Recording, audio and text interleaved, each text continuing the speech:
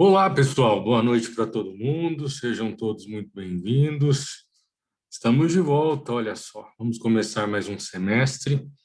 A gente imaginou que ia ser um pouquinho diferente, né? Encontrando vocês, pelo menos alguns de vocês na sala de aula, mas o governador não deixou. Mas assim que possível, para aqueles que se disponibilizaram a estar presencialmente na FAP, nós nos encontraremos, então, assim que as aulas voltarem, certo? Então, fico feliz em vê-los, temos bastante gente aqui na sala. Nas nossas aulas, nós teremos duas turmas reunidas, o terceiro e o quinto semestres, para trabalhar a disciplina de Processo Civil 1, também chamada de Processo de Conhecimento. E aí, meus caros, vocês já devem estar acostumados, né? Não são novatos na instituição, como que funciona esse nosso primeiro contato. Eu preciso apresentar o plano de ensino para vocês, é muito importante que eu faça isso, mas eu quero colocar outras coisas para que a gente possa pensar, refletir juntos e produzir ali alguma coisa bacana, alguma coisa interessante, tá bom? Então, vamos já objetivamente para o nosso bate-papo, para a apresentação do nosso plano de ensino, e depois a gente vai conversar um pouquinho sobre a disciplina, iniciando os nossos estudos sobre isso. Pessoal, alguns recados, acredito que muitos de vocês já tenham sido avisados em relação a isso. Haverá controle de presença. Então, não sei se os professores já avisaram vocês a respeito disso, acredito que sim. Eles tiveram aula com o Danilo agora há pouco, né? E é bacana, o pessoal do Danilo foi o terceiro semestre, eu não sei o quinto foi com o Rodolfo, se eu não me engano. Mas para o pessoal do terceiro semestre, vocês estão experimentando o currículo novo, então a grade nova, então vocês já vão ter contato com a prática nesse momento.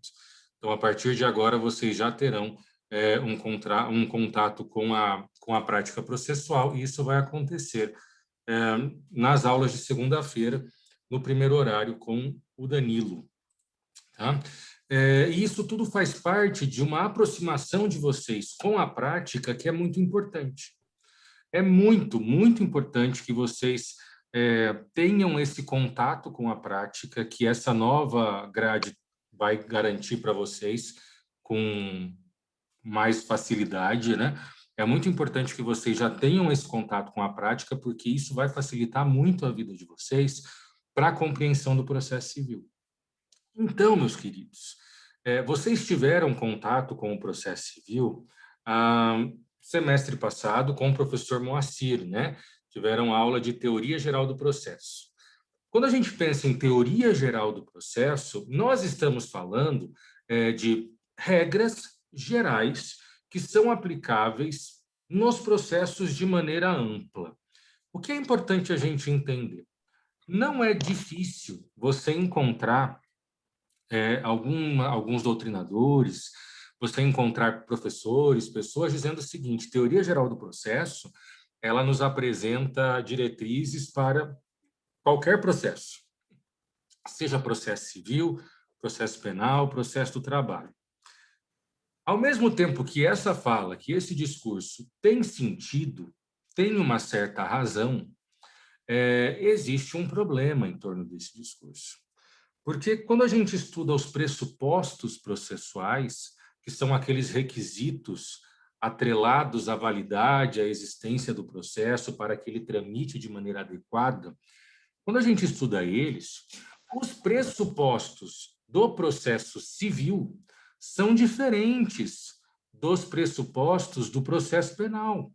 E aí, quando você for estudar processo penal 1, lá na frente, aí você vai ter acesso aos pressupostos do processo penal, e você vai se lembrar da minha pessoa falando para você: olha, quando a gente estuda os pressupostos processuais em teoria geral, na verdade, eles são pressupostos do processo civil.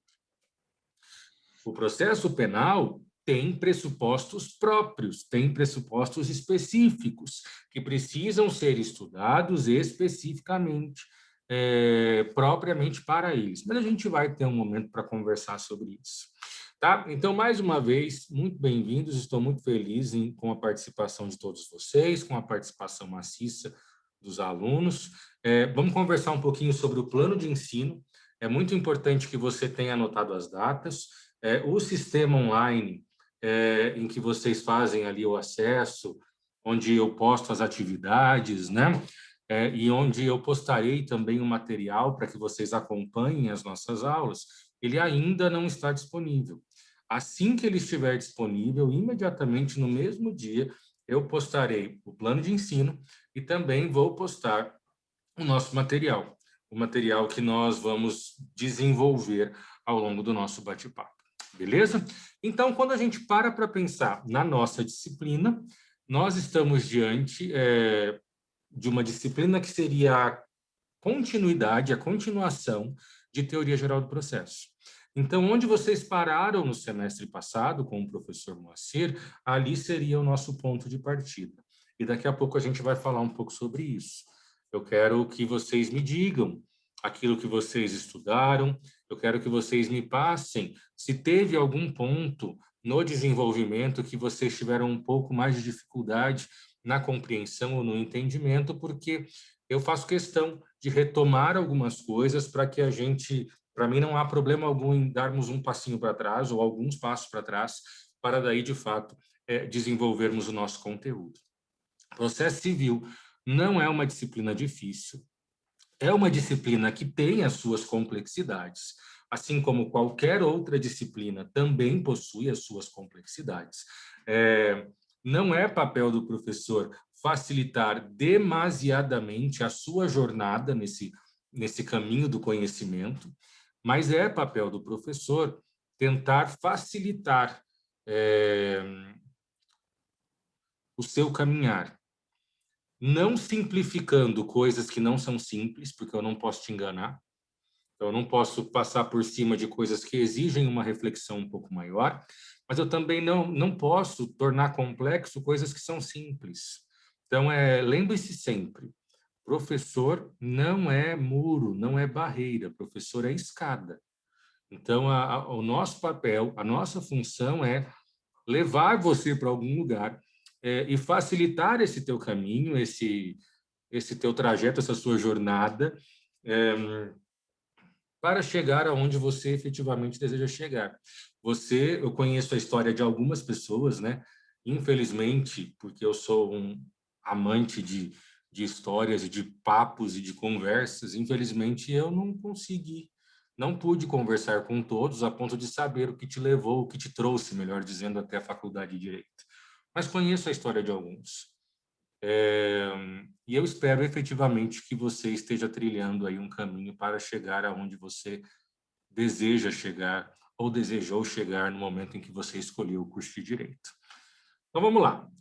Partindo da ideia de onde você terminou o seu estudo, né, no semestre passado, de teoria geral do processo, qual seria o nosso ponto de partida? O nosso ponto de partida seria em petição inicial. Então, nós falaríamos, num primeiro momento, da formação e da suspensão do processo. A partir disso, falando de suspensão do processo, nós iríamos para a petição inicial. Depois de petição inicial, só um pouquinho que chamaram aqui no grupo dos professores, mas não era nada. Enfim, depois de petição inicial, nós vamos para tutela provisória, que a princípio não tinha no plano de ensino de teoria geral do processo, seria algo que poderia ter sido trabalhado, mas aí a gente trabalha tutela provisória. Falando então das modalidades de tutela provisória, se você tem algum contato com a prática, seja em um escritório ou em um cartório, talvez aí o pessoal do quinto tenha uma vivência um pouco maior, claro que dependendo de inúmeras situações, você já com certeza ouviu falar de tutela provisória. Eu estou falando das liminares, sabe aquelas decisões de urgência? Nem sempre a pessoa que ingressa com uma demanda judicial, ela pode aguardar o tempo do processo. Todo processo tem um tempo. para ser solucionado, para ser decidido, para ter ali uma conclusão. E nem sempre eu tenho esse prazo. Porque se eu for esperar o tempo do processo, seja ele 6 meses, 1 ano, 2, 3, 5 anos, eu terei um baita de um prejuízo. E isso é muito sério. Infelizmente, isso é muito sério. Diante dessas circunstâncias em que existe, né, uma necessidade de uma resposta imediata do Poder Judiciário, nós temos as liminares, situações emergenciais. E a gente observa na prática, e nós vamos trabalhar com vários exemplos práticos, e inclusive muitas vezes acompanhando situações em que estão efervescendo na nossa realidade social, né? Não sei quantos viram nessa discussão toda desde sexta-feira com o decreto, em Foz do Iguaçu, 2 pessoas conseguiram manter o casamento. Ora, pensa comigo. O casamento estava marcado, veio o decreto do governador, quinta ou sexta-feira, não me lembro agora exatamente a data.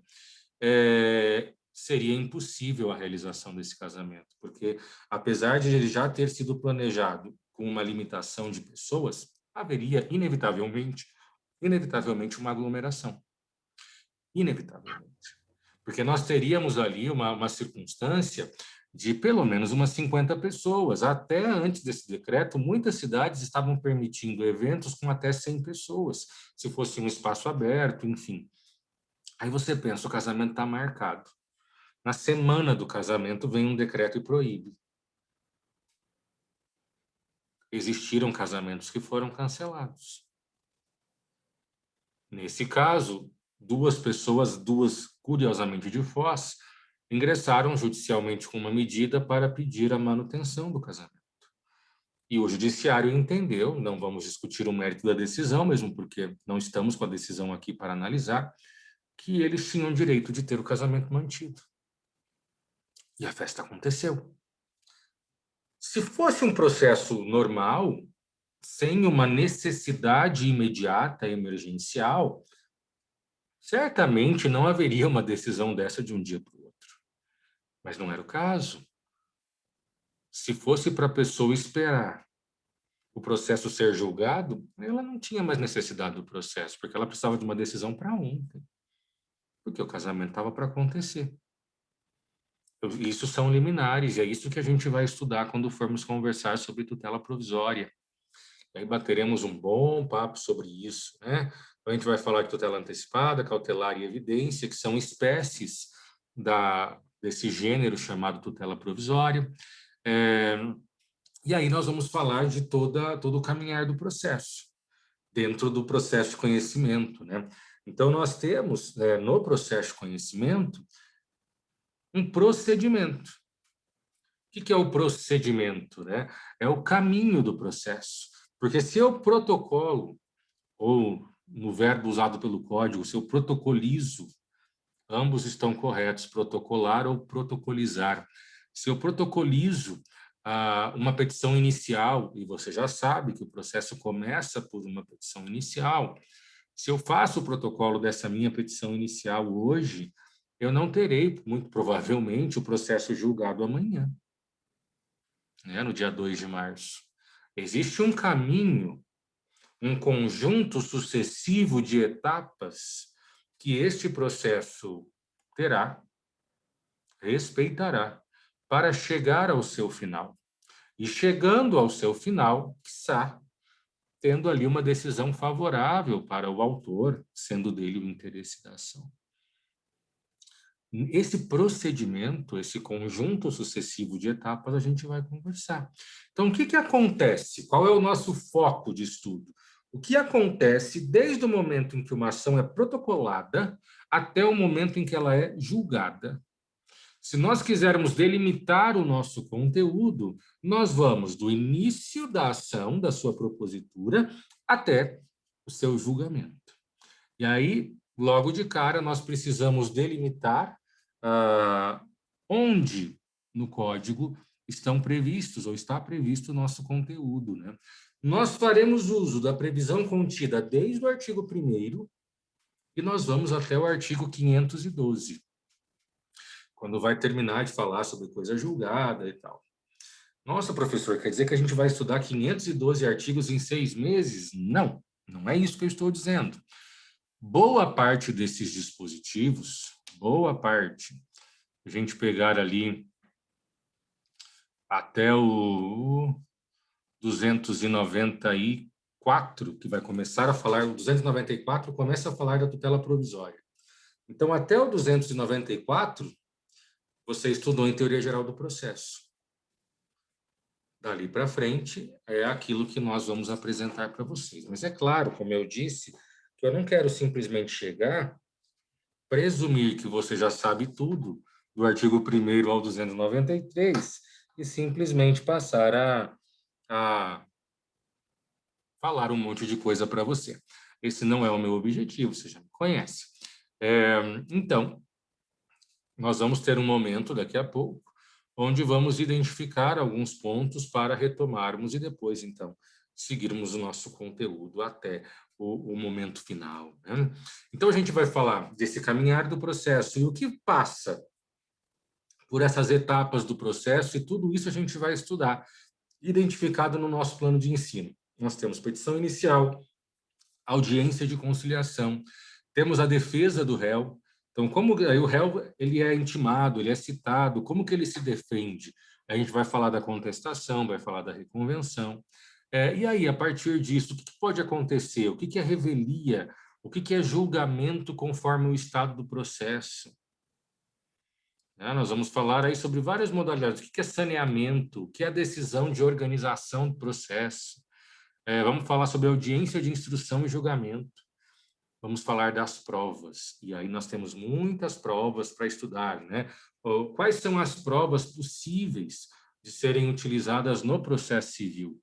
Então, a gente tem prova testemunhal, prova documental. Quais são as modalidades de prova documental, as modalidades de prova testemunhal, né, de prova oral, que é o gênero, né, prova oral, que é prova emprestada.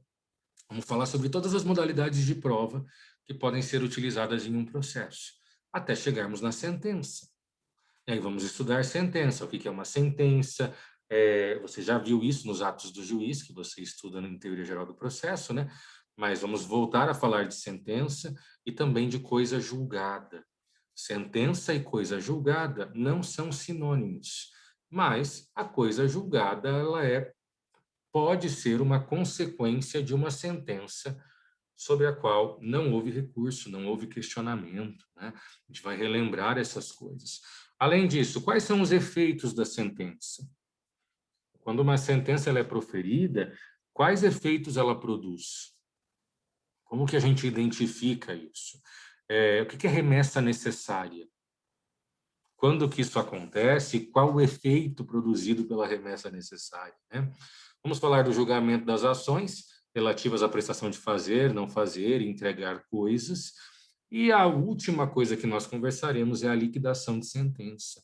Nós temos algumas sentenças que são ilíquidas. O que é isso? O juiz condena o réu a fazer algo, mas ele não identifica na sentença um valor exato de pagamento. Por quê? Porque esse valor precisa ser apurado. Imagine que é uma sentença de revisão de contrato. Vamos imaginar que você ingressou com uma ação revisional de contrato de financiamento e na sentença o juiz reconheceu que houve abusividade na cobrança, seja de juros, seja de capitalização, de qualquer coisa. O juiz reconheceu que houve abusividade. Então, diante disso, na sentença, ele julga procedente, a favor do autor, mandando o réu, mandando ser calculado, né, o valor do débito novamente, retirando todos aqueles índices equivocados e abusivos. Não é o juiz que vai fazer esse cálculo, ele nem precisa saber esse cálculo. Então, essa sentença terá que ser liquidada. O que é liquidada? É ser quantificada. É eu transformar aquelas orientações do magistrado em um valor concreto. Será o nosso último conteúdo do semestre. É um conteúdo bem tranquilo, muito bacana e é uma forma da gente conseguir compreender a maneira como o processo caminha. Mesmo porque, meus queridos, quando a gente pensa em processo, nós precisamos entender que por mais que a gente estude direito material, direito civil, né, que a gente leia ali muitas coisas, esses direitos previstos, eles podem não ter nenhuma efetividade, se não existisse o processo. Então, o processo, ele instrumentaliza esses direitos, né?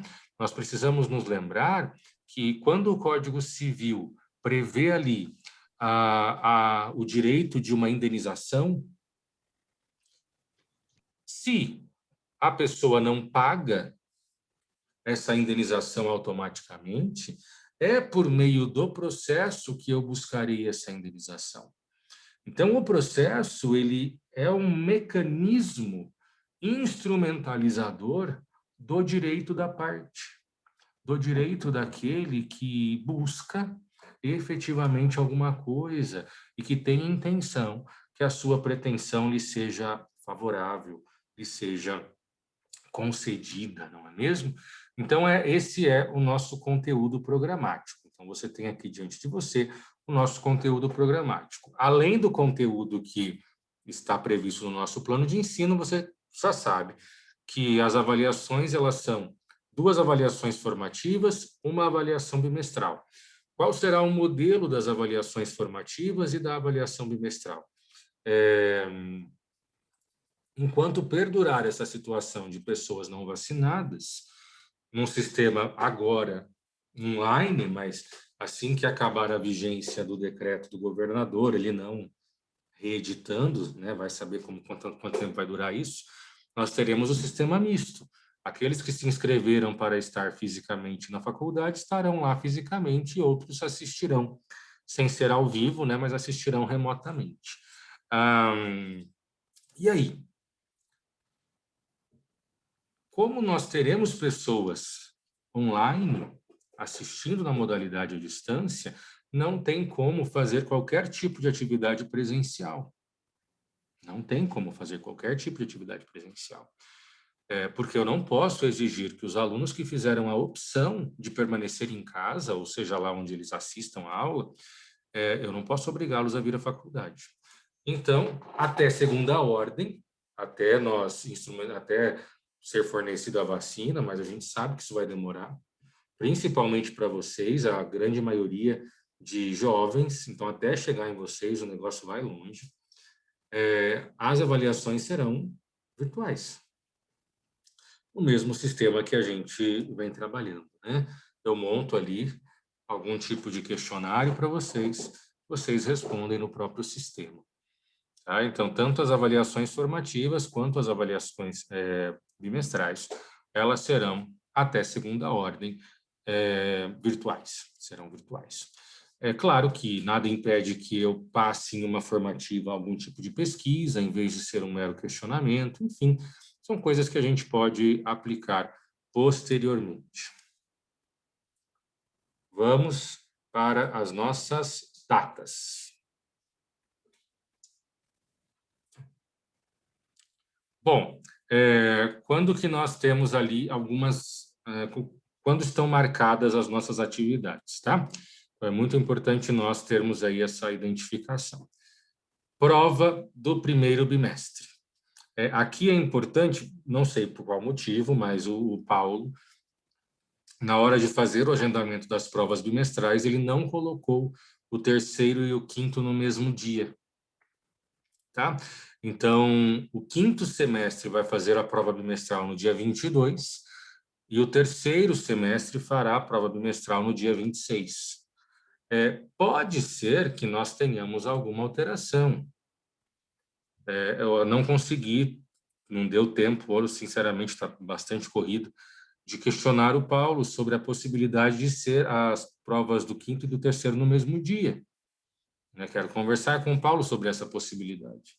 Se houver essa possibilidade, nós avisaremos vocês com antecedência, fique muito tranquilo. Mas a regra, nesse momento, quinto semestre faz a prova no dia 22 de abril, terceiro semestre faz a prova no dia 26 de abril. Segunda chamada da prova bimestral, e aí é a mesma data para ambos, dia 6 de maio. Quando é a nossa primeira formativa? Dia 25 de março. Quando é a nossa segunda formativa? dia 15 de abril. Nessas datas, nas datas das formativas, nós não temos aula. Então, você não precisa acessar o nosso link. No dia da formativa, você vá direto para o ambiente virtual e siga as orientações para a realização da sua formativa, ok? Segundo bimestre. Primeira formativa do segundo bimestre, dia 20 de maio. Segunda formativa do segundo bimestre, dia 10 de junho, quando nós teremos a prova bimestral do segundo bimestre. Quinto semestre fará dia 17 de junho e o terceiro semestre fará no dia 21 de junho. O mesmo recado se aplica aqui. Se for possível a unificação das datas, vocês serão avisados. Se não for possível a unificação das datas, mantém-se da maneira como está previsto no plano de ensino. Quando é o exame? O exame está previsto para o dia 6 de julho. Certo? Bom, basicamente, essas são as orientações, né, que nós precisamos passar.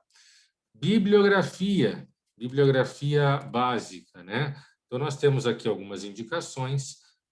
Meus queridos, você tem vários livros na biblioteca virtual, faça uso da biblioteca virtual, acesse. Então, você pode usar o livro do Marinoni, que é esse primeiro, né? São 3 autores, o Marinoni é o autor mais conhecido. O nome do livro é Novo Curso de Processo Civil. Você pode usar o livro do Wambier, fique muito à vontade. Você pode usar o livro do Misael Montenegro, você pode usar o livro do Humberto Teodoro, do Marcos Rios Gonçalves, do Cássio Carpinella Bueno, do Fred Dier, ou seja, fique muito à vontade no que diz respeito à escolha da sua bibliografia de apoio. Você vai ter ali um material básico, um ponto de partida que eu monto e envio para você, mas é sempre interessante